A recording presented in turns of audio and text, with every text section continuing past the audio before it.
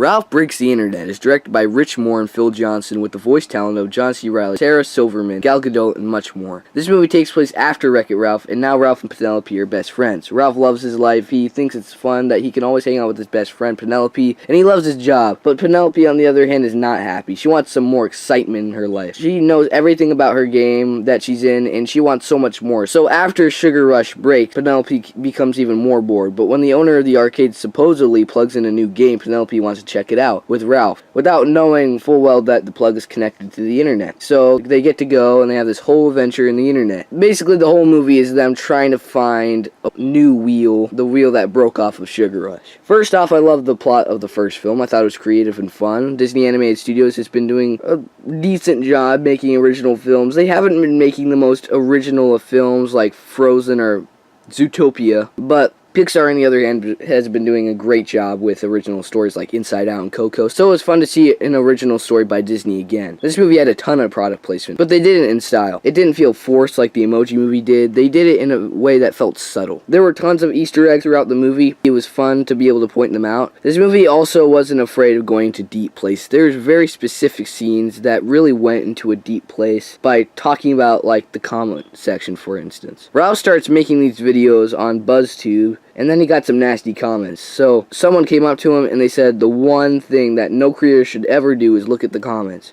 It brings the worst out of people. They did a good job giving a realistic representation of what the internet would look like. There's a scene where Ralph wants to put a virus onto a game, and it shows that the place where they want to get the virus is in some sketchy basement, which is like one of those sketchy websites that people get viruses on. This movie reminded me a lot of the movie Inside Out because it shows the inside of something to show what the outcomes are and something we can all relate to. Things like clickbait, search engines, and all of those avatars that people have are included in the movie. This movie was tons of fun with hilarious dialogue and amazing voice performances from John C. Reilly and Sarah Silverman. They made this movie so much better. Obviously, there were heartwarming and emotional scenes towards the end, as all Disney movies have. I really liked both after credit scene. It was really surprising to what they could do animation-wise and humor-wise. It was beautifully animated. I love this movie on so many levels. Disney Studios has been a little rackety, while Pixar has been doing a great job. So it's great to see another great Disney animated film. I may like this one more than the first because it just felt like they included a lot more in it and there's a lot more heart.